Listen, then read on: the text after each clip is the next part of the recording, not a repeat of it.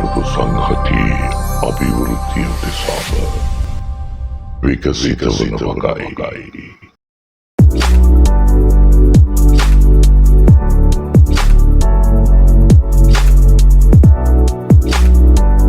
අයිබෝන් අයමත් දවසක අපි මුණ ගැහෙනවා දෝලන තරංග පාඩමකින්. ගොඩක් වෙලාවට විභාගයට වැදගත් වන පාඩමක්. අතිශය වැදගත් වන පාඩමක්. වර්තමානයේ බොහෝ විට විද්‍යාවේදී භාවිතා වන සිතාන්තයක්.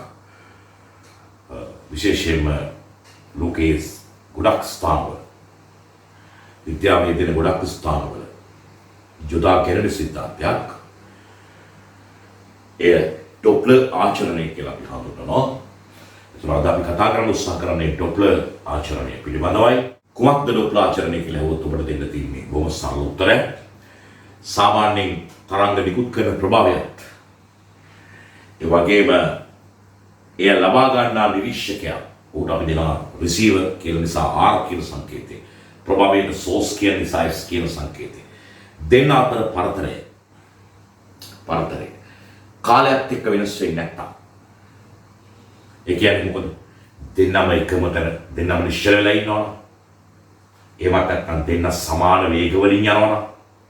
මෙහාට හෝ මෙහාට සමාන වේගවලින් යනවා. පරතරය කාලයත් එක්ක වෙනස් වෙන්නේ නැහැ. එවැනි අවස්ථාවකදී කිසි ප්‍රශ්නයක් නැහැ. මේ ප්‍රභාවයෙන් ලබා දෙන සංඛ්‍යාතයේ ඒ විදිහටම නිරීක්ෂකයට ඇහෙනවා.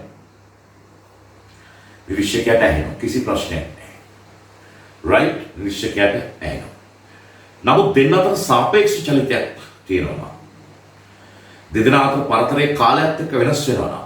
කාලයත් එක්ක වෙනස් වෙනවා. ප්‍රභාවයෙන් නිකුත් කරන සැබෑ සංඛ්‍යාතයේ F0 වඩා වෙනස් වූ සංඛ්‍යාතයක් තමයි නිරීක්ෂකයාට ලැබෙන්නේ. ඒකට අපි කියනවා නිරීක්ෂකයාගේ සංඛ්‍යාතයේ නිරීක්ෂණ සංඛ්‍යාතේ ඒක වෙනස් වෙනවා. ප්‍රභාවයේ ඔරිජිනල් F0 වඩා.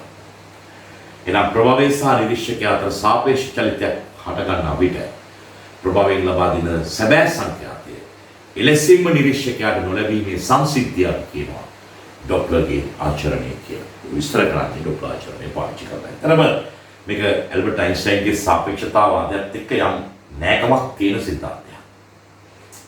අපේ අවස්ථාවට සාපේක්ෂතාවාදයේ වගේ සංසිද්ධි සිද්ධාන්ත උසස් පෙළ ෆිසික්ස් වලට සාකච්ඡා කරන්න නෑ. ඒක අවාසනාවන්ත තත්ත්වයක්. නැත්නම් ඒ හරි ඉන්ට්‍රෙස්ටිං. ඒක හරිම රසවත්, හරිම හිත ඇද ගන්න අසුළුයි. එවැනි දේ කතා කරනකොට ඔබට භෞතික විද්‍යාවට ආසයි වෙනවා. හැබැයි මෙය චුට්ටක් ඒක ඥාතිත්වයක් දක්වන සිද්ධාන්තයක් ඩොප්ලර් ආචරණය කියන්නේ. එතකොට මේක බොහෝ තැන්වල භාවිතා වෙනවා. ඒ භාවිතා වෙන තැන් අපි මේ සිද්ධාන්තය පැහැදිලි කිරීමෙන් පසුව කතා කරමු. දැන් බලමු මේක කොහොමද සිද්ධ වෙන්නේ මේ ඩොප්ලර් ආචරණය කියන එක. සිද්ධ වෙන ආකාරය යම් පැහැදිලි කිරීමක් ලබා ගන්න. ඔබට ලැබෙනවා ඒක සංඛ්‍යාත ප්‍රභාවයක්. හරි? ඒක සංඛ්‍යාත ප්‍රභාවයක්. මේක ත්වනි ප්‍රභාවයක් වෙන්නත් පුළුවන්. right? ඒවත් නැත්නම් වෙනත් තරංග නිකුත් කරන ප්‍රභාවයක් වෙන්නත් පුළුවන්. මේක ඒක සංඛ්‍යාත ප්‍රභාවයක්. එහෙම වුණොත් ඔබ දන්නවා මේකෙන් තරංග නිකුත් කරනකොට ඒක වටේට මේ විදිහේ තරංග පෙරමුණු නිර්මාණය වෙනවා මේ විදිහට. ඒවා තරංග පෙරමුණු කියලා අපි හඳුන්වනවා. ඒකට සාමාන්‍යයෙන් ජලයකට ගලක් දැම්මොත් එහෙම නිර්මාණය වෙන තරංග පෙරමුණු අපිට දකින්න පුළුවන් ජල පෘෂ්ඨය තුල. නමුත් ශබ්ද ප්‍රභාවයක් වටේ නිර්මාණය වෙන තරංග පෙරමුණු ගෝලාකාර ලක්ෂීය ශබ්ද ප්‍රභාවයක් ගත්තොත් ඒක වටේ නිර්මාණය වෙන්නේ ඒ ගෝලාකාර තරංග පෙරමුණු. ඒවා අපිට නිරීක්ෂණය කරන්න බෑ. තලයක් අපි මේ විදිහට ගත්තාම ඒ තලයට පේන්නේ වෘත්තාකාර විදිහට ඒ තරංග පෙරමුණු. එතකොට මේ තරංග පෙරමුණු මේ විදිහට වටේට නිර්මාණය වෙමින් සම්ප්‍රේෂණය වෙනවා. ඒතර මෙයා තමයි ප්‍රභාවය දෙනවා. අපි තුන් ප්‍රභාවය අචලයි. ඒකෝට දැන් එයා මෙහෙම නිකුත් කරනකොට ඔබ දන්නවද මේ තරංග පෙරමුණු යාවත දෙකක් අතර පරතරය එයාගේ තරංග ආයාමයට සමාන වෙනවා. තරංග පෙරමුණු යාවත තරංග පෙරමුණු දෙකක් අතර පරතරය තරංග ආයාමයට සමාන වෙනවා. ඒක වෙනසක් වෙන්නේ නැහැ. මේ දෙක අතරත් එහෙමයි. ඊළඟට තියෙන මම හදලා නැති තරංග පෙරමුණු සහ මේක අතර පරතරයත් ලැම්ඩා නෝට් එහෙම නැත්නම් ප්‍රභාවයේ සැබෑ තරංග ආයාමයට සමාන වෙනවා. එතකොට ඒත් එක්කම ගොඩක් වෙලාවට විභාගයේදී අහන කාරණයක් මම පැහැදිලි කරනවා. මේ මාධ්‍ය තරංග පෙරමුණු ගමන් කරන මාධ්‍ය කොහේ හරි තැනක කෙනෙක් හිටියොත් අචලව එයා පසු කරලා තප්පරයට යන තරංග පෙරමුණු සංඛ්‍යාව අචලව කෙනෙක් හිටියොත් එයාව පසු කරලා තත්පරයට යන තරංග පෙරමුණු සංඛ්‍යාව. මෙයා තත්පරයට ලබා දුණු තරංග පෙරමුණු සංඛ්‍යාවටම සමාන වෙනවා. මෙයා තත්පරයට ලබා දුණු තරංග පෙරමුණු සංඛ්‍යාව කියන්නේ යාගේ සංඛ්‍යාතය. එතකොට අචල නිරීක්ෂකෙක් මේ හරි හිටියොත් එයාටත් එම තරංග පෙරමුණු ප්‍රමාණයම තත්පරයට ලැබෙන නිසා එයාට ලැබෙන සංඛ්‍යාතයක් උඩ F නෝට් වෙනවා. ඒ නිසා උඩ පැහැදිලි මෙයාත් අචලව ඉන්නකොට තව කෙනෙකුත් අචලව හිටියොත් ඒ දෙන්න මේ මෙයා නිකුත් කරන සංඛ්‍යාතය මෙයාට ලැබෙනවා කියන එක පැහැදිලි වෙනවා. right හරි. අපි දැන් බලමු මෙසේ තරංග පෙරමුණු නිකුත් කරනකොට මේ නිරීක්ෂකයා අචලව ඉන්නේ නැතුව මේ පැත්තට එනවා. ඔබ හිතන්න අචලව හිටියොත් ඔහුට කිසි ප්‍රශ්නයක් නැහැ මේ තරංග පෙරමුණු තත්පරයට නිකුත් කරන තරංග පෙරමුණු ප්‍රමාණය මෙයා අචලව හිටියොත් ඒ විදිහට මෙයාට ලැබෙනවා. ඒ වුණොත් එයාට F නෝට්ම සංඛ්‍යාතය ලැබෙනවා. අපිට එයා ඉස්සරහට එනවා. එයා ඉස්සරහට ආවොත් ඔබ දන්නවා මොකද වෙන්නේ? මොකද වෙන්නේ කියලා ඔබ දන්නවා. එතකොට වෙන්නේ right එතකොට වෙන්නේ තත්පරයට මෙයා නිකුත් කරන තරංග පෙරමුණු ප්‍රමාණය 10ක් නම් ආර් නිශ්චල විදිය නම් එයාට ලැබෙන්නේ තත්පරයට 10යි. ඒ නිසා මෙයාගේ සංඛ්‍යාතය 10 විදිය ආර් ඇහෙන සංඛ්‍යාතයක් දැනෙන සංඛ්‍යාතයක් 10යි. හැබැයි එයා ඉස්සරහට ආවොත් ඔබ දන්නවද? එයාට 10ට වඩා වැඩි ප්‍රමාණයක් තත්පරයට මුණ ගැහෙනවා. එයා ඉස්සරහට එනවා. ඒක හරියට මාර්ගයක ඔබ නතරලා ඉන්නකොට තත්පරයට වාහන 10ක් කියලා. ඔබ මාර්ගයේ උස්සේ ඉස්සරහට ආවම තත්පරයට 15ක් විතර මුණ ගැහෙනවා වගේ සිද්ධියක්. ඒ නිසා ඔබ ඉදිරියට ආවොත් ඔබට තත්පරයකට දැනෙන තරංග පෙරමුණු සංඛ්‍යාව අර මෙයා සැබවින් නිකුත් කරපු අචල වේගයෙන් නිකුත් කරපු තරංග පෙරමුණු සංඛ්‍යාවට වඩා වැඩි. ඒ අනුව ඔබට පැහැදිලි මෙයා ඉදිරියට ආවොත් මෙයාට ලැබෙන සංඛ්‍යාතය F dash එක කරන නිරීක්ෂණ සංඛ්‍යාතය right ලැබෙන සංඛ්‍යාතය F dash පැහැදිලිව මෙයා මෙහාට ආවොත් මෙයාට වඩා වැඩි බව. ඒත් එක මෙයා මේ පැත්තට ගියොත් මෙයා විරුද්ධ පැත්තට ගියොත් මොකද වෙන්නේ? තත්පරයට ලැබෙන තරංග පෙරමුණු සංඛ්‍යාව අඩු වෙනවා. ඒ කියන්නේ දෘශ්‍ය සංඛ්‍යාතය එහෙම නැත්නම් නිරීක්ෂණ සංඛ්‍යාතය සැබෑ සංඛ්‍යාතයට වඩා අඩු වෙනවා. මොකද මේ පැහැදිලි වෙන්නේ? ප්‍රභවය සහ නිරීක්ෂකයා අතර දුර වෙනස් නොවී තිබුණොත් කාලයත් එක්ක ප්‍රභවයේ සැබෑ සංඛ්‍යාතයේ නිරීක්ෂකයාට ඒ විදිහටම ලැබෙනවා. හැබැයි ප්‍රභවයේ සහ නිරීක්ෂකයා අතර දුර කාලයත් එක්ක අඩු වුණොත් මෙයා රන් වුණොත් කාලයත් එක්ක අඩු වුණොත් right දැන් මෙයා නිකුත් කරපු ස්වභාවික සංඛ්‍යාතයට වඩා සැබෑ සංඛ්‍යාතයට වඩා වැඩි සංඛ්‍යාතයක් මෙයා අත්විඳිනවා. දෘශ්‍ය සංඛ්‍යාතය නැත්නම් නිරීක්ෂණ සංඛ්‍යාතය වශයෙන් ලං වුණොත් දෙන්න අතර පරතරේ කාලයත් එක්ක අඩු වුණොත් දෙන්න අතර පරතරේ කාලයත් එක්ක වැඩි වුණොත් නිරීක්ෂණ සංඛ්‍යාතය නැත්නම් දෘශ්‍ය සංඛ්‍යාතය සැබෑ සංඛ්‍යාතයට වඩා අඩු වෙන බව ඔබට තහවුරු වෙනවා. ඒ කියපු කාරණාත් එක්ක. අතවශ්‍යම සංඛ්‍යාතය ගැන කතා කළාට ඔය විදිහට පැහැදිලි කරලා මෙතනදී ඇත්තටම වෙන්නේ මොකක්ද? ඔබ දන්නවද ඇත්තටම වෙන්නේ? ඇත්තටම වෙන්නේ මෙන්න මේ ලැම්ඩා කියන සාධකය වෙනස් වෙන්නේ. මෙයා ලං වුණොත් වෙන්නේ එයාට තරංග පෙරමුණු දෙකක් අතර පරතරය අඩු වෙනවා. ඒ කියන්නේ එයාට ලැබෙන දෘශ්‍ය ලැම්ඩා නැත්නම් නිරීක්ෂණ ලැම්ඩා අඩු වෙනවා. එයා ඈත් වුණොත් වෙන්නේ එයාට ලැබෙන තරංග පෙරමුණු දෙකක් අතර පරතරය වැඩි වෙනවා. right? පෙරමුණු දෙකක් අතර පරතරය වැඩි වෙනවා. ඒ කියන්නේ දෘශ්‍ය ලැම්ඩා සැබෑ ලැම්ඩාට වඩා වැඩි වෙනවා. ඔබ නිකමට හිතන්නේ මාධ්‍ය ඔස්සේ තරංගය නිකුත් කරන වේගයෙන්ම මේ ආදය ඉවතට ගියොත් මොකද වෙන්නේ? කවදාවත් එක තරංග පෙරමුණක්වත් එයාට ලැබෙන්නේ නැහැ. ඒ තරංග පෙරමුණු ඉන්නේ යම් කිසි වේගයකින් මේ ආදය යන්නේ ඒ වේගී. ඒ නිසා කවදාවත් මේ තරංග පෙරමුණකට එයාට මුණ ගැහෙන්න බෑ. ඒ නිසා ලැබෙන සංඛ්‍යාතයක් නැති වෙලා යනවා. මේ වගේ බොහොම සරලව පහද ගන්න පුළුවන් දේවල් තමයි ඔබට අපි මේ කතා කරන්නේ. දැන් මේ අපි කියපු ඒ සිද්ධිය සම්බන්ධව තමයි ඇල්බර්ට් අයින්ස්ටයින් සාපේක්ෂතාවාදයේ නිර්මාණය කරමින් ඔහු යම් වේගයකින් යන වස්තුවක් සඳහා ලැබෙන කාලය පිළිබඳව යම් ප්‍රකාශ කරලා තියෙනවා. අවසනාවකට උසස් පෙළට ඒ සඳහා ප්‍රකාශ කරන්න අපිට විශේෂ දෙයක් නැති නිසා මම මේක කියන්නේ නැහැ. නමුත් එය මේ දෙදෙනා ඥාතිත්වයක් දක්වන සංසිද්ධි දෙක. right. හොඳයි. අපි දැන් බලමු මම ඔබට කිව්වා සැබෑම සිද්ධ වෙන්නේ මේ සැබෑ ලැම්ඩා වෙනස් වීමයි නිරීක්ෂකයා සහ ප්‍රභවය අතර චලිතයක් සිදු වෙනවා. එහෙනම් සැබෑ ලැම්ඩා වෙනස් වීම මෙයාට ලැබෙන ලැම්ඩා ඩෑෂ් නම් දෘශ්‍ය තරංග ආයාමය නැත්නම් නිරීක්ෂණ තරංග ආයාමය ලැම්ඩා ඩෑෂ් නම් ලැම්ඩා ඩෑෂ් ලියන්න පුළුවන්. ඔබට මේක මතක තියාගන්න ලේසියි. තරංගයේ වේගය කාට සාපේක්ෂව? ප්‍රභවයට සාපේක්ෂව. බෙදීම තරංගයේ වේගය කාට සාපේක්ෂවද? නිරීක්ෂකයන්ට සාපේක්ෂව වරක් සැබෑ තරංගය ආයාමයේ නැත්නම් මේකෙන් නිකුත් කරපු ඇත්තම තරංග ආයාමය. එතකොට මෙතෙන්දී මේ නිරීක්ෂකයා සහ ප්‍රභවය අතර සාපේක්ෂ චලිතයක් සිදු වුණාට කිසිසේත් මේ v වෙනස් වෙන්නේ v වෙනස් වෙන්නේ. හරි. v එහෙමම තියෙනවා. right. එතකොට ඒ නිසා පැහැදිලිවම v වෙනස් වෙන්නේ නැහැ. ඒක ටිකක් තානුකූල කතාවක්. හැබැයි අපි දැනට එහෙම හිතමු v වෙනස් වෙන්නේ නැහැ කියලා. right. හරි. එවනම් ගත්තාම right. එතකොට වේගය ඔබ දන්නවා ඇත්ත වශයෙන්ම මෙන්න මෙයාට සාපේක්ෂව වේගය තරංගයේ වේගය කිව්වොත් මෙයා ඉදිරියට ආවොත් ආපස්සට ගියොත් තරංගයේ වේගය සමහර විට ඉදිරියට ආවොත් වැඩි වෙයි. මෙයාට සාපේක්ෂව මාධ්‍ය ඔස්සේ තරංගය යන වේගය v ඉවතට ගියොත් තරංගය මෙයා ඉවතට ගියොත් මේ තරංගයේ වේගය යාට දැනෙන විදිය නැත්නම් යාට සාපේක්ෂව අඩු වෙයි. එයා ළඟට ආවොත් මේ පැත්තට ප්‍රභවයේ දෙසට ආවොත් මාධ්‍ය v වේගින් යන තරංගය එයාට සාපේක්ෂව වැඩි වේගයක් පෙන්න. ඒ අනුව ඔබට පේනවා මේ තියෙන්නේ වේගය තරංගයේ වේගය කාට සාපේක්ෂවද ප්‍රභවයට සාපේක්ෂව බෙදීම තරංගයේ වේගය කාට සාපේක්ෂවද නිරීක්ෂකයට සාපේක්ෂව ඒ අනුපාතය සැබෑ තරංග ආයාමයෙන් වැඩි කරපුවම ඔබට නැත්නම් නිරීක්ෂකයාට ලැබෙන දෘශ්‍ය තරංග ආයාමය මේ විදිහට ලැබෙනවා.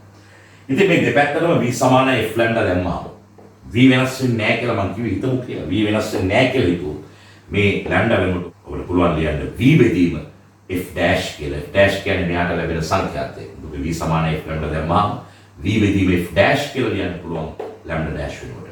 ලැම්ඩා not වෙනුවට ලියන්න පුළුවන් v වෙනස් වෙන්නේ නැති නිසා v බෙදීම f not කියලා. v බෙදීම f not ලැම්ඩා not වෙනුවට v බෙදීම f dash ලැම්ඩා dash වලට දාපුවම මේක කර්මයක් ගහලා يعني f dash දුෂ්‍ය සංඛ්‍යාතයේ සමත් වෙනවා සැබෑ සංඛ්‍යාතයේ වරක් මේ වරහන් ඇතුළේ තියෙන කොටසට. වරහන් ඇතුළේ තියෙන මේ කොටස තරංග වේගය නිරීක්ෂකයට සාපේක්ෂව බෙදීම තරංග වේගයේ ප්‍රභවයට සාපේක්ෂව. right.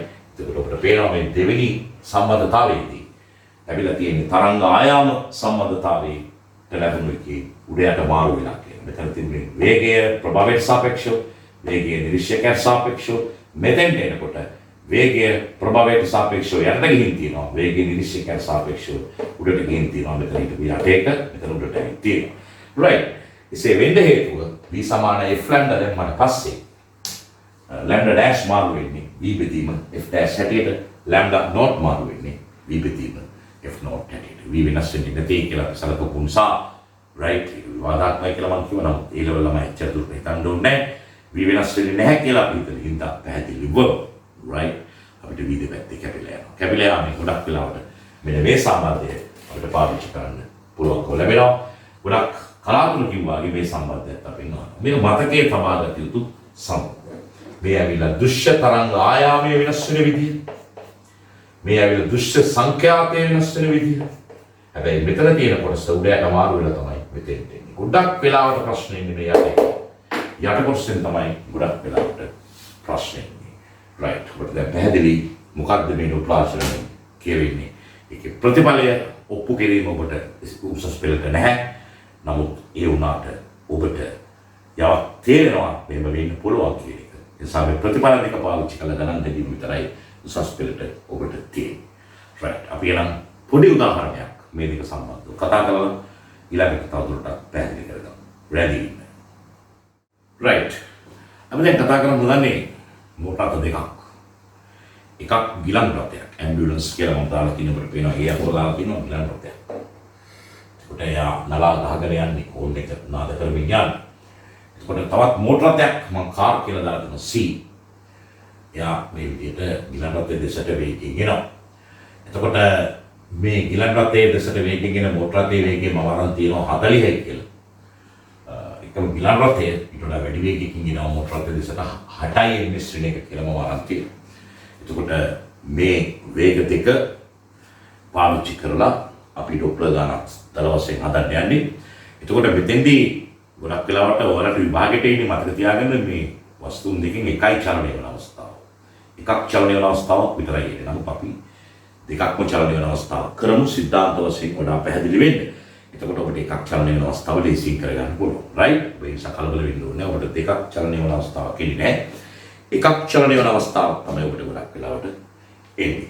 මෙතෙන්දී ඇම්බියුලන්ස් එක තමන්ගේ නැත්නම් ගිලන් රථයේ තමන්ගේ නලාව නාද කරනවා. නලාව නාද කරපුවම පිට වෙන්නේ ධ්වනි තරංගයක්. ඒ නිසා මාධ්‍යයේ තරංගයේ වේගය ලෙස යොදා ගන්න ඕනේ ධ්වනි වේගය.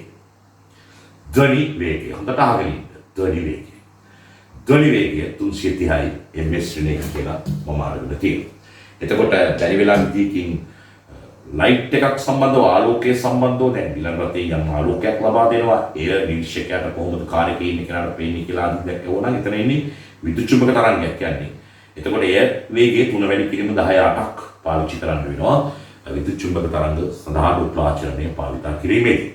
එතකොට ඔබට පැහැදිලි තරංගයේ වේගය තමයි අපි පාවිච්චි කරන්නේ. මෙතන ධ්වනි තරංගයක් හින්දා 330 ms ශ්‍රේණියක පාවිච්චි කරනවා වාතයේ තුල ධ්වනි වේගය.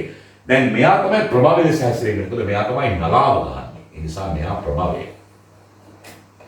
අයින් ඉන්න කියලා නලාව ගන්නවා. මෙයා තමයි නලාව අහන්නේ. ඒ නිසා අපි යාට කියනවා රිසීවර් කියලා. ඒ නිසා මම දැන් C අකුර මකලා රිසීවර් දානවා. ඇම්බියුලන්ස් එකේ A අකුර මකලා S එක දානවා. දැන් දැම්මට පස්සේ ඔබට පැහැදිලි. right. දැන් තරංගයේ ආයුත්තේ ප්‍රභාවයේ සිට නිරීක්ෂකයා ලෙස. ප්‍රභාවයේ සිට නිරීක්ෂකයා ලෙස කියන්නේ තරංගය යන්න ඕන මේ අතට. ඒක මම දානවා 330යි ms ශ්‍රේණියක. මේක මූලිකව කරන්න ඕන. කොයි පැත්තටද තරංගය යන්නේ? යන්නේ ප්‍රභාවයේ සිට නිරීක්ෂකයාගේ පැත්තට. ඒක ප්‍රභාවයේ සිට නිරීක්ෂකයාගේ පැත්තට තරංගය යනවා නම් ඔබ හරියට ඒක ලකුණු කරන්න ඕනේ දිශාවත් එක්ක. දැන් සමහර වෙලාවවලදී සුළංගක් ගැන කියලා තිබුණ නැත්නම් ඔක 330යි. දැන් 330ට මෙහාට යනකොට උලකක් තව 20කින් හැමුවොත් මෙහාට සුළඟේ වේගය උදව් කරනවා මේ 330ට. අන්න මාධ්‍ය තුල තරංගයේ වේගය 350ක් වෙනවා. තුල තරංගයේ වේගය 350ක් වෙනවා. දැන් 20 ms ශ්‍රේණියකින් මේ පැත්තට ආපස්සට උලඟ හමාගෙන ගියොත් අන්න සුළඟ තරංගයේ වේගයට බාධා කරලා 330න් 20ක් අඩු කරලා 310යි. එතකොට තරංගයේ මාධ්‍ය තුල වේගය. සමහර විට ওই වේගය උලඟ හමන්න පුළුවන් ආවොත් එහෙම වුණොත් සංරචකයක් පාවිච්චි කරලා වේගය වැඩි වෙනවද අඩු වෙනවද කියලා ඔබට ලබා ගන්න පුළුවන්. හැබැයි මේ අතට උලන් හමාගිය කිසිදු වේගයක බලපෑමක් තරංගයේ වේගයට නැහැ. මොකද උලඟ හමා යන්නේ මේ අතට, තරංගය ගලා යන්නේ මේ අතට නිසා. එසා තරංගයේ ගලා යන දිශාව ඔබ පැහැදිලිවම ලකුණු කරගත යුතුයි. ඒ පළවෙනි කාරණය. right. ඉන්පසු ඔබ අපෙන් අහන දුෂ්ට සංඛ්‍යාතේ නම් අපි හිතමු මේ අවස්ථාවේදී ඇම්බියුලන්ස් එක හර්ට්ස් 500ක නලාහනක් නිකුත් කරනවා කියලා F0 කියමු. එhmenan මෙයා ලබා ගන්නා වූ සංඛ්‍යාතේ එක නම් මට F1 ලියන්න පුළුවන්. අර සගල වරහන මේ විදිහට දාලා සැබෑ සංඛ්‍යාතේ හර්ට්ස් 500 මෙතෙන්ට දාලා මම දැන් උඩට දානවා. මොකද්ද? අපි දන්නවා උඩට එන්නේ සංඛ්‍යාතේ පාවිච්චියේදී. දැන් මේ මොහොතේ බෝඩ් එකේ නැති වුණාට කලින් තිබුණා නිරීක්ෂකට සාපේක්ෂව තරංගයේ වේගය. ඔන්න බලාගන්න මම මේක ගන්නවා. නිරීක්ෂකට සාපේක්ෂ තරංගය. කෝ නිරීක්ෂක මේ ඉන්නේ. එයාට සාපේක්ෂව තරංගයේ වේගය ගන්න ඕන නම් එයාව නවත්තන්න ඕනේ. එයාව නවත්තන්න මොකද කරන්න ඕනේ? එයාගේ වේගයට සමාන වේගයක් අපි ආපස්සට එයාට දෙන්න ඕනේ. එහෙනම් එයාට දෙන්න ඕනේ 40ක්. එයා නවතින්න. එතකොට එයාට සාපේක්ෂව ගත්තා වෙන්නේ. නිරීක්ෂක කියන්නේ මෙයා. නිරීක්ෂකට සාපේක්ෂව තරංග වේගය තමයි මෙතන දාන්නේ. එහෙනම් නිරීක්ෂක නවත්තන්න පස්සට 40ක් දුන්නාම ඒ විදිහට 330ට තරංගයේ වේගයට 40ක් දෙන්න ඕනේ ඉදිරි පැත්තට. ඒ කියන්නේ මෙයාගේ නවත්තන්න මේ පැත්තට දුන්නේ. එහෙනම් තරංගයටත් මේ පැත්තට 40ක් දුන්නාම ඒ 40යි මේ 330යි එකතු වෙලා පුතා මෙතන 370ක් එනවා. 370ක් එනවා. බැරිලා ඔබට එන ගානේ විභාගෙදී නිරීක්ෂකයා නිශ්චල මෙතෙන්ට එන්නේ 330යි. හරි ලේසි. ෆිසික්ස් කියන්නේ මාර ඉන්ටරෙස්ටිං මාර ලේසි සබ්ජෙක්ට් එකක්. හැමෝටම පැහැදිලි. දැන් 330 ගත්ත විදිහ. right. ඒත් එක්කම අපි බලමු දැන් ප්‍රභාවයට සාපේක්ෂව තරංගයේ වේගය තමයි යන්නේ. ඔය විදිහට නවත්තන්න ප්‍රභාවය 60න් එනවා. නවත්තන්න මේ පැත්තට 60ක් දෙන්න වෙනවා. මේ පැත්තට 60ක් දෙන්න වෙනවා. එහෙනම් තරංගයටත් මේ පැත්තට 60ක් දුන්නාම 330න් 60ක් අඩු වෙලා යට වෙනවා උදා 270ක්.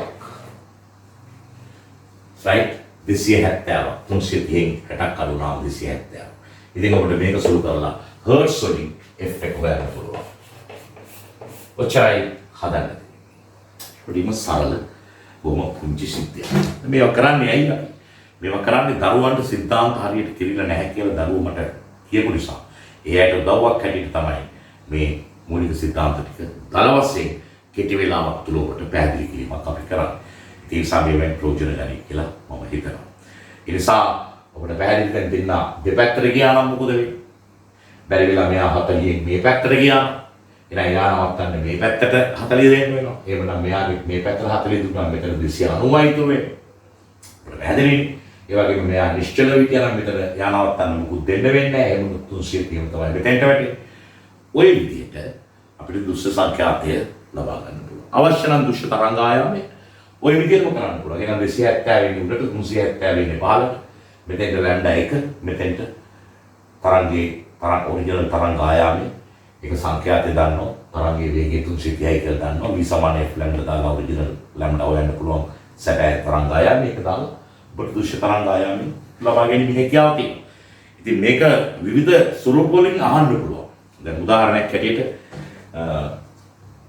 මේ කෙනාට ඒ කෙනා තමනුත් නලාව ගන්නවා යම් සංඛ්‍යාතයකින්. එතකොට එයා තමනුත් සංඛ්‍යාතයකින් නලාවක් ගන්නවා. ඒ සංඛ්‍යාතයේ හඬයි අර එන නලා හඬේ සංඛ්‍යාත යයි f dash f1යි ආසන්න වශයෙන් සමාන නම් මෙයාට ඇහෙනවා නුගසුම් සංඛ්‍යාතය.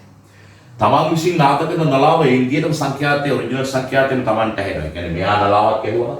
එයා ගැහුවේ හර්ට්ස් යම් කිසි අපි දුම් කාලකින් දෙහුවා කියලා. ඒකට ඒකේ ඒ හර්ට්ස් ගානම එයාට ඇහෙනවා. මොකද මේ නලාවයි මෙයයි අතර සාපේක්ෂ චලිතයක් නැහැ. ඒ නිසා මේ වාහනේමයි නලාව තියෙන්නේ. ඒ වාහනේමයි අහගෙන ඉන්න කෙනක් තියෙන්නේ. සාපේක්ෂ චලිතයක් නැහැ. ඒ නිසා නලාහඬ ඒ විදිහටම සංඛ්‍යාතය හට එනවා. හැබැයි අතන ඇම්බියුලන්ස් එකකින් ගාපු 500 ආචරණයට ලක් වෙලා ඩොප්ලාචරණයට ලක් වෙලා වෙනස් වීමක් එක්ක වැඩි වීමක් එක්ක මෙයාට ඇහෙනවා. දෙන්න අතර සංඛ්‍යාත පරතරය එක පොඩි නම් අපිට නුගැසුම් හඬ අඩු වීම වැඩි වීම මෙයාට ස්ටෝරේ කරන්න පුළුවන්. අපේ ප්‍රශ්න අහනවා හඬ අඩු වීම වැඩි වීම මොනවද කියලා. ඒ වගේ ප්‍රශ්න තමයි අහන්නේ. අපි හිතමුකෝ නිකන් චුට්ටක් ඇම්බියුලන්ස් එකෙන් ගහන නලා හඬ නිරීක්ෂකයෙකුට ඇහෙන්නේ නැතුව අපි හිතමු මේ ස්ථානයේ යම් කිසි බාධකයක් පරාවර්තකයක් තියෙනවා කියලා. බාධකයක්. එක බාධකයක්. right? බාධකයක් තියෙනවා. දැන් මොකද වෙන්නේ? ගාන හදනකොට බාධකයට කන් තියෙනවා උට ඇහෙනවා කියලා අපි හිතන්න ඕනේ. ගාන හදනකොට බාධකයට කන් තියෙනවා නැත්නම් ඇහෙනවා කියලා අපි හිතන්න ඕනේ. ඒ අනුව අපිට පුළුවන්කම ලැබෙනවා පුතා. ඔය කියාපු ක්‍රමවේදය අනුව right? අපිට පුළුවන් බාධකයට ඇසෙන සංඛ්‍යාතයේ f1 හොයන්න. දැන් මම ආයෙ කියන්නේ නැහැ. බාධකයට ඇසෙන සංඛ්‍යාතයේ f1 හොයන්න පුළුවන් ඩොප්ලාචරණය පාවිච්චි කරලා. ඒතර බාධකයට ඇසෙන එක. මේ පැත්තට දාන්නකෝ බාධකයට ඇසෙන එක f1. right? ඔන්න බාධකයට ඇසෙන. ඔන්න අපි ලියලා බලමු. f1 සමාන වෙනවා. ඒතර උඩට දාන්න වෙන්නේ නිරීක්ෂකයට සාපේක්ෂ තරංග වේගය. නිරීක්ෂකයා කියන්නේ දැන් බාධකයට කිසිදු වේගයක් නැහැ. ඒ නිසා තරංග වේගය 330යි උඩට එන්නේ. ප්‍රභාවයට සාපේක්ෂ තරංග වේගය කිව්වහම ප්‍රභාවයේ 60ක් තියෙන ඉස්සරහට පස්සට දුන්නාම 60ක් එයා නතර වෙනවා. මේකට පස්සට දුන්නාම 270ක් වැඩි කිරීම සැබෑ සංඛ්‍යාතය 500යි. මෙන්න f1 බාධකයට කන් තියනවා කියලා හිතාගෙන ඇහෙනවා කියලා හිතාගෙන ගන්න කරන සංඛ්‍යාතය. ඔබ දන්නවද බාධකය මොකද කරන්නේ කියලා? බාධකය ළඟට ප්‍රභාවයක් ලෙස හැසිරීමෙන් මේ f1ම පරාවර්තනය කරනවා. එයාට ඇහිච්ච එක මෙයා පරාවර්තනය කරනවා. දැන් බාධකයේ ප්‍රභාවයක් ලෙස හැසිරීමෙන් මේ f1 පරාවර්තනය කරනවා. ආපහු f1 දැන් බාධකයේ ප්‍රභාවයක් ලෙස හැසිරීමෙන් පරාවර්තනය කරන මේ f1 ආයෙ මෙයාගේ කරට ඇහෙනවා. ඒ විට මෙයා නිරීක්ෂකයා වෙනවා. මෙයා ප්‍රභාවය වෙනවා. දෙවෙනි ක්‍රියාවලියේදී මෙහෙම වෙනවා. ඒ කියන්නේ දෙවෙනි ක්‍රියාවලියට අපි වෙනම රූප සටහනක් ඇඳුත් මේ විදිහට බාධකයේ තියෙනවා. දැන් ගිලන් රථය මේ ආකාරයෙන් ඉදිරියට එනවා. right? ගිලන් රථයේ ඉන්නේ 60න් මිශ්‍රණ එක වේගෙන්. ඔන්න ඔහම වෙනවා. දැන් මෙයා ප්‍රභාවය වෙනවා. ගිලන් රථය දැන් නිරීක්ෂකයා වෙනවා. right? අපි මෙහෙම ගමු. හරි. දැන් එතකොට සිතිය ගත්තාම දැන් මෙතන කලින් මෙයයි නිරීක්ෂකයා දැන් පරාවර්තනය වෙලා මෙයා සැබෑ සංඛ්‍යාතය හැටියට f1 ලබා දෙනවා. මේ f1 අපි හොයලා තියෙනවා. දැන් තරංගය යන්නේ මේ පැත්තට. බාධකයේ පරාවර්තකයේ ප්‍රභාවය වුණාම නිරීක්ෂකයා ඇම්බියුලන්ස් එකේ රියදුරා වුණාම දැන් තරංගය ඉන්නේ මේ පැත්තට. ඒක හරියට ලකුණු කරගන්න. 330යි මිශ්‍රණය කරේකින් එනවා. right. එහෙනම් දැන් මෙයාට ඇහෙන සංඛ්‍යාත දෙකයි කියලා අපි හිතුවොත්. එහෙනම් මට f2 ලියන්න පුළුවන්. හරි සරලයි. සගල වරහන් දැම්මා. බාධකයේ මගින් නිකුත් කරන සංඛ්‍යාතය ඒක තමයි F එක තමයි ඔරිජිනල් සංඛ්‍යාතය සැබෑ සංඛ්‍යාතය වෙන්නේ. එතකොට මෙයා ඒ නිකුත් කරන F එක සැබෑ සංඛ්‍යාතය වගේ වුණාට ඒ සැබෑ සංඛ්‍යාතය නෙවෙයි අරගෙන ලැබිච්ච එකක්. නමුත් එයාට ලැබෙන එක තමයි එයා පරාවර්තනය කරමින් සැබෑ සංඛ්‍යාතය ලෙස ක්‍රියා කරන්නේ. ඒ අනුව මෙයාට ඇහෙන එක ගත්තොත් උඩට එන්නේ නිරීක්ෂකන සාපේක්ෂව තරංගය වෙයි. නිරීක්ෂක මෙයා මේ පැත්තටයි එන්නේ. නවත්තන්න අනිත් පැත්තට දෙන්න ඕන 60. දුන්නාම දැන් තරංගේ ඉන්නේ මේ පැත්තට නිසා 330යි ආයෙක 360යි එකම පැත්තට එකතු වෙලා පුතා උඩට 390ක් එනවා. යටට කියන්නේ ප්‍රභාවයේ සාපේක්ෂව තරංගේ වෙයි. ප්‍රභාවය ඉනිෂියලයි. ඒ නිසා අඩු කරන්න බෙල් කරන්න දෙයක් පුතු කරන්න දෙයක් නෑ 330යි. දැන් මෙතනින් ඔබ ගත්ත F එක ඔබට පුළුවන් මෙතෙන්ට ආදිශ. අස්කලේ දෙක හොයන්න පුළුවන්. ඒ අනුව F2 කියන එක මේ බාධකයේ තිබුණා නම් දැන් මේ මෙයාට එකක් ඇහෙනවා. පරාවර්තනය වෙනවා. පැහැදිලිනේ F නෝට් වලින් 500ෙන් ගැවුවා ඕන එක. බාධකයේ F එකෙන් ඇහුණා. බාධකයේ ප්‍රභාවයේ සැහැසිරීමෙන් F එක පරාවර්තනය කරා. ඒක මේ මාර්ගය ආපහු ගියා. එයාට F2 ඇහුණා. දැන් මේ ඇම්බියුලන්ස් එකේ ඉන්න රේදුරාට තමන් ගහන හෝන් එකේ හඳ 500ත් ඒ වගේම පරාවර්තනය වෙලා බාධකයේ වෙදලා ආපහු එන F2ත් එකවර ඇහුණා. 500ත් F2ත් එකවර ඇහුණා. ඒ දෙක ආසන්න වශයෙන් සමානද? ඔහුට නුගැසුම් නැති වෙනවා. දන්නවා නුගැසුම් නැති වෙන්නේ කොහොමද? ආසන්න වශයෙන් සමාන තරංග දෙකක් එක විට අපි ශ්‍රවණය කළොත් සංඛ්‍යාත සමාන තරංග දෙකක් එක විට ශ්‍රවණය කළොත් ශබ්දය අඩු වැඩි වීම එනවා. ඒකට අපි නුගැසුම් කියනවා. ඒ නිසා නලාව කෙසුවා 500න් ඉහළ වැදුනා බාධකේ 500 නෙමෙයි වැදුනේ. ඒ වැදිච්ච ගානෙම පරාවර්තනය කළා ප්‍රභවය වුණා. ආපහු මෙයාට F2කින් ලැබුණා. F2යි 500යි එක විට දැන් ඇහෙනවා. ඒ දෙකේ සංඛ්‍යාත ආසන්න වශයෙන් සමාන නම් අනිවාර්යෙන් මේ ගිලන් රටේ ඉන්න රේතුරුට ඇසෙනවා පුතා නුගැසුම්. ඒ නුගැසුම් සංඛ්‍යාතයෙන් අපෙන් විමසන්න පුළුවන්. මේ සරල ඩොප්ලාචරණේ සංසිද්ධිය. ඉතින් අපි තවත් එක සංසිද්ධියක් ඔය ආකාරයෙන් පොඩක් කතා කරලා ඊළඟට අපි බලමු මොකද්ද කරන්න යන්නේ කියලා. රැඳී ඉන්න අපි ඊළඟට කතා කරන්නේ මොකක්ද කියලා. දැන් කතා කරන්නේ චුට්ටක් ඉස්සරහට ගිය කතාවක්. නිරීක්ෂකෙක් ප්‍රභාවය තියෙනවා නිරීක්ෂකෙක් තියෙනවා. නිරීක්ෂකයා හෝ ප්‍රභාවය වෘත්තාකාර පතේක යනවා. වෘත්තාකාර පතේක යනවා. සමහර නිරීක්ෂකයා යන්න පුළුවන් සමහරට ප්‍රභාවය යන්න පුළුවන්. දෙකම ටිකක් එක වගේ. දැන් මම ගත්තා නිරීක්ෂකයා රවුමක යනවා ප්‍රභාවය අචලව ඉන්නවා. දැන් හිතන්න පොඩ්ඩක්. මම දැන් කියන දේ හිතන්න මේකේ රූපයට අදාළව නෙමෙයි කියන දේ හිතන්න. දැන් මේ නිරීක්ෂකයා මේ වෘත්තාකාර පතේ මේ ආ කියන්නේ රිසීවර් කියන එක නිරීක්ෂකයා මේ වෘත්තාකාර පතේ නියත වේගයකින් යනවා. ඕම යනවා. එහෙම කියනවා. මේ අනාතර ප්‍රභාවයේ හරියටම හිටියානම් කේන්ද්‍රේ ප්‍රභාවයේ කේන්ද්‍රයේ හිටියානම් හොඳට හරියි. ප්‍රභාවයේ කේන්ද්‍රයේ ඉන්න නිරීක්ෂකයා වෘත්තාකාර පතේ ගියා.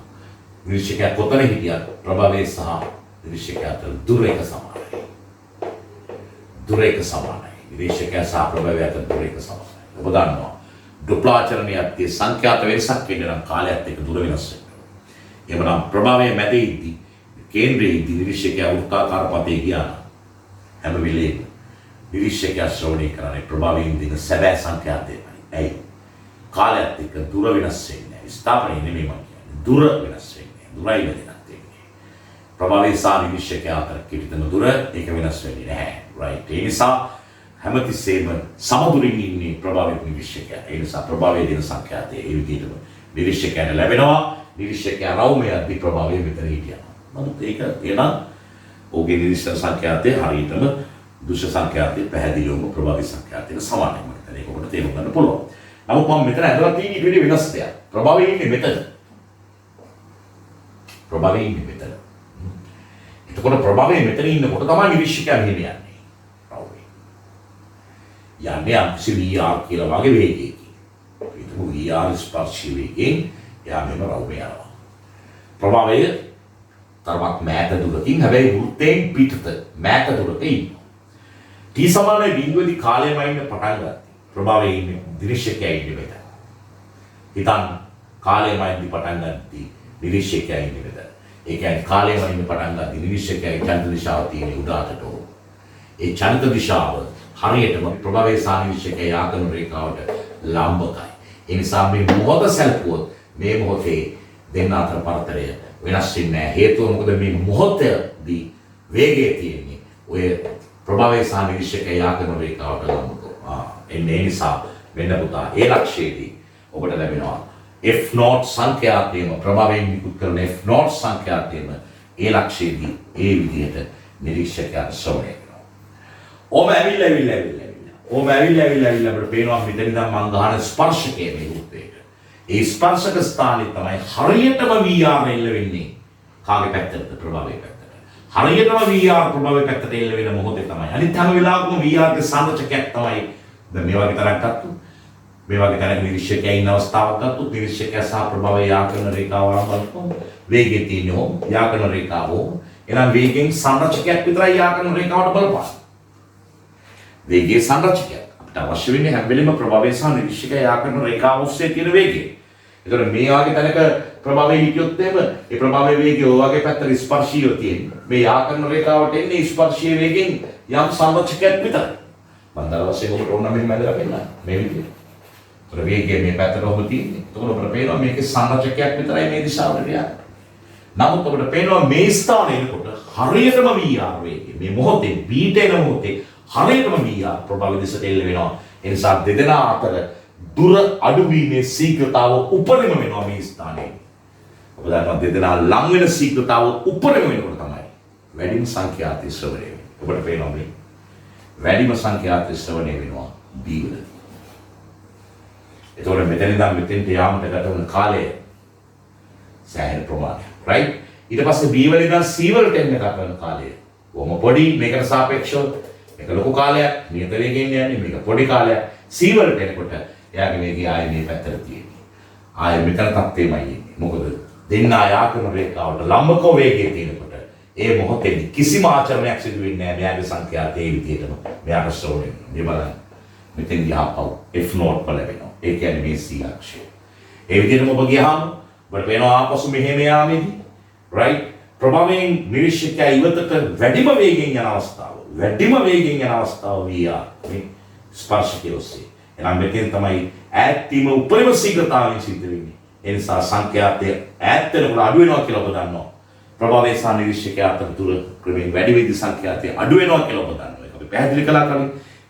ඒ උපරිම වන්නේ හරියටම ස්පර්ශයේ තියෙන මේ ස්ථානයේ. ඒ නිසා අපිට පේනවා මේ උපරිම තැන අවම වීම F0 ට වඩා අඩු වීම. මොකද දෙන්න ඉවත් වීමක් තියෙන නිසා F0 ට වඩා අඩු වෙන්න ඕනේ. දෙන්න ඉවත් වීමක් තියෙන නිසා F0 ට වඩා අඩු වෙන්න ඕනේ. අඩු වීම උපරිම වෙන්නේ මේ ස්ථානයේදී. ඒ ලක්ෂ්‍යය D වෙනවා.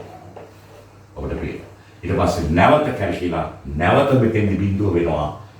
මෙතෙන්දි ආපහු F0 ට සමාන වෙනවා හේතුව වේගය ප්‍රභවයේ සහ නිරීක්ෂකයා යාකරන රේඛාවට ලම්බ වෙනවා. නැවත මෙතෙන්දි ආපහු ඒ ලක්ෂ්‍යයටපත් වෙනවා. right. මේ තමයි මෙවැනි තත්ත්වයකදී දෘශ්‍ය සංඛ්‍යාත F dash කාලයත් එක්ක වෙනස් වන ආකාරය විභාගෙදී අහන්න ඕනේ තියෙනවා. අහලක් තියෙනවා මේ කොටස් ඒ අනුව මේ වගේ තත්ත්වයක් නිර්මාණය වෙනවා. එතකොට මෙතන නම් මෙතෙන් යන්නේ ආවර්ත කාලයෙන් භාගය. වෘත්තයේ ආවර්ත කාලයෙන් භාගය. ධ්‍රුව ආවර්ත කාලයෙන් භාගය මේටි. සම්පූර්ණ වෘත්තයේ මෙයාම සඳහා ගත වන කාලය T කියලා ගත්තොත් කොහොමද? හරි. right. දැන් ඔකට පැහැදිලියි. මෙතනදී වෘත්තයේ අරයට සාපේක්ෂව ඈතින් ඉන්න දුර ඒ තරම් ලොකු දුරක් නෙමෙයි. එහෙම වුණොත් ස්පර්ශකය වදින්නේ හරියටම මේ ස්ථාන වගේ ස්ථාන දෙක. එතෙන් තමයි උපරිම සංඛ්‍යාතය ඇහින්නේ. මෙතෙන් තමයි අවම සංඛ්‍යාතය. බුත් සංඛ්‍යාතය උපරිම දෙන්න අතර ලංවීමක් වෙන්න ඕන. සංඛ්‍යාතය වැඩි වෙන්න, සංඛ්‍යාතය අඩු වෙන්න දෙන්න අතර ඈත්වීමක් තියෙනවා. උපරිම ඈත්වීමේ තත්ත්වය නිර්මාණය වෙන්නේ මෙතන. උපරිම ලංවීමේ තත්ත්වය නිර්මාණය වෙන්නේ මෙතන. මම හිතන්නේ ඔබට පැහැදිලි කියලා. වැදගත් දෙයක් නෙමෙයි. අපි හිතමු මෙහෙම මේ ලක්ෂ්‍ය ගොඩාක් ඈත තියෙන්නේ. මේ වෘත්තයේ අරයට සාපේක්ෂව ගොඩාක් ඈත තියෙන්නේ. ගොඩාක් ඈත මට බෝඩ් එකේ අඳින්නවත් බැරි තරම් ඈත. එහෙම වුණොත් ඔබ දන්නවද මේ ස්පර්ශකයේ ගහන ලක්ෂ්‍යය මෙතෙන්ට එනවා. ඒ ස්පර්ශකේ නිකන් ඔහොම වගේ වෙනවා. ඒ වගේ මේ ස්පර්ශකයේ ගහන ලක්ෂ්‍යය මෙතෙන්ට එනවා. ස්පර්ශකේ ඔහොම වෙනවා. ඒ ගොඩ ඈත මේ සීනි. වෘත්තයට වඩා ගොඩ ඈත කිලෝමීටර් 100ක් කමාරක් ඈතින්. එතකොට මේ රේඛා සමාන්තර වාගේ ආවම හරියටම ආසන්නව මේ ස්ථානය තමයි උපරිම ඈත්වීම නිර්මාණය කරන්නේ. මේ ස්ථානය තමයි උපරිම ලංවීම නිර්මාණය කරන්නේ. එහෙම වුණොත් මේ වක්‍රයේ තියෙන අසමමිතික භාවය කැඩිලා ගිහින් ස්ථානයේ මෙන්න මෙහෙම වාගේ ඉන්න ඕනේ. හරියටම මොනෝ මේ ලැබිච්ච උපරිමගේ සමාන වෙන්න ඕනේ. ඒ වගේම අවම මේ ලැබෙන එකත් මේ ලැබිච්ච උපරිමගයට සමාන වෙනවා. ඒක හරිය මැද තමයි මධ්‍ය පීඨිම නිර්මාණය වෙන්නේ. රයිට් ඔබ රෝස් පාටි මම අදලා තියෙන එක පේනවා. එසේ වෙන්නේ ගොඩාක් ඈත නිරීක්ෂකයා ප්‍රභාවයේ තියෙනවා. ගොඩාක් ඈත ප්‍රභාවයේ තියෙනවා. මේ නිරීක්ෂකයාව කියන්නේ උඩ ඈත තැනක. මේ වෘත්තාකාර පතේ ගමන් වෙන නිරීක්ෂකයා මේ ප්‍රභාවයක් අතර පරතරේ ගොඩාක් දුර නම් සමමිතිකව හරියට තරංගයක් විදිහට තමයි දෘශ්‍ය සංඛ්‍යාතයේ කාලයත් එක්ක වෙනස් වෙන්නේ. මම හිතන්නේ මම යවක් ගැන කියලා දුන්නා කියලා. එතකොට විභාගයට වැදගත් ඒවා ඔබ තේරුම් ගත යුතුයි. රයිට් දැන් මේකේ මෙතන නිරීක්ෂකයා දාලා ප්‍රභාවයේ රවුමක ගියත් මේක වෙයිමයි. නිරීක්ෂකයා S වෙනුවට දාලා S කියන ප්‍රභාවයේ රවුමේ ගියත් ওই தත්ත්වය වුණා. එතකොට දෙන්න අතර පරතරය සැලකිය යුතු ප්‍රමාණයක නම් සම්මිතික වක්‍රයක් නෙමෙයි සංඛ්‍යාත විචලනය එන්නේ. උඩ ඈත නම් දෙන්න ඉන්නේ. වෘත්තයේ ආරයට සාපේක්ෂව මෙයාගේ දුර උඩ වැඩි නම් සම්මිතිකව ඇත්තටම සම්මිතිකවම ඉන්නේ නෑ. උඩ ඈත උනත් සමාන්තර වෙන්නේ නෑනේ කොහොමත් මේ දෙක චුටි හරිය නෑ තියෙනවනේ. නමුත් ඉතින් ඒක නොසලකා හැරියොත් හරියට සම්මිතික වක්‍රයක් සංඛ්‍යාත විචලනය හැටියට ලැබෙනවා. ඔබ දන්නවා යනුව අපිට පුළුවන්කම තියෙනවා ඩොප්ලාචරණය විවිධ සිද්ධීන් වලට පාවිච්චි කරන්න. ඔබ මහා මාර්ගයේ අධිවේගී මෝටර රථය ධාවනය කරනකොට ඉදිරියේ පොලිස් නිලධාරියා ඔහු යම්කිසි සංඛ්‍යාතයක් තරංගයක් ඔබ වෙතට යොමු කරලා ඒක පරාවර්තනය වෙලා ඔහුටම ආපහු ලැබෙන්න සලස්සලා ලැබෙන එකයි යවන එකේ උණුසුම් පරීක්ෂා කරලා ශරීරක ඔබේ වේගයමයි මමලා උදාහරණ අවුටන්න කියලා. රයිට්. මේ බොහොම ශනිකව වෙන්නේ අපි ගන්න ඒක ලගොඩක් වෙලා ගත්තට මේක තාම ශනිකව අපිට පුළුවන් උපකරණ පාවිච්චියෙන් එය ලබා ගන්න ආකාරයට සරල පරිගණක ආකාරයක යම් එවලමක් මගින් අපිට ඒක ලබා ගන්න. ඒ වගේම සුනාමි තරංග අධීක්ෂණය කිරීම සඳහා දැන් සුනාමි තරංගයක් නිර්මාණය වුණේ ප්‍රදේශවල යම් යම් ඩොප්ලාචරණය මගින් අනාවරණය කරගන්න පුළුවන් යම් යම් ඩිටෙක්ටර්ස් සවි කරලා තියෙනවා. එවැනි ගානක් විභාගයට මහ විභාගයකට අවමත මතකයි 2006 මම දන්නේ. ඒ වගේ ගානක් ආවා. ඉතින් මේවා ඩොප්ලර් බහුලව භාවිත වෙනවා. තමන්ගේ දෙසට වේගයෙන් එන එක, ඉවතට යන එක. ඒවා ගැන සාකච්ඡා කරනවා. ඒත් එක්කම ඔබ දන්නවා මේ බිග් බෑන් තියරි කියන එක ගැන. ඒක ලොකු කතාවක්. නමුත් විශ්වය අඛණ්ඩව ප්‍රසාරණය වෙනවා කියන එකට සාධක ඩොප්ලර් වලින් අපිට හොයාගන්න පුළුවන්. ඒ කියන්නේ සමහර තාරකාවන් අපිට රතු පාටින් නිරීක්ෂණය වෙනවා. හැබැයි ඒක සැබෑ වර්ණයේ කහ පාට. සැබෑ වර්ණයේ කහ පාට. රතු පාටින් නිරීක්ෂණය වෙනවා. ඇයි? ඒවාගේ සංඛ්‍යාතය කහ වලට වඩා රතු වල අඩුයි. අපිට පේන්නේ රතු. ඒ කියන්නේ අපිට පේන සංඛ්‍යාතය අපිට අඩු වෙලා පේන්නේ. කහ තමයි සැබෑම වර්ණය. සංඛ්‍යාතය වැඩි ටිකක් රතු වලට සාපේක්ෂව. අපිට පේන්නේ රතු පාට. ඇයි? සැබෑ ග්‍රහ ලෝකයේ සැබෑ වර්ණය අපිට පේන්න ඕනේ.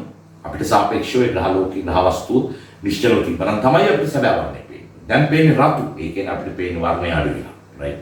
වර්ණයේ සංඛ්‍යාතය අඩු වෙලා පේන්නේ. එහෙනම් අපිට පේනවා මේ ග්‍රහ වස්තු අපෙන් ඉවතට යමින් ඉන්න ඕනේ.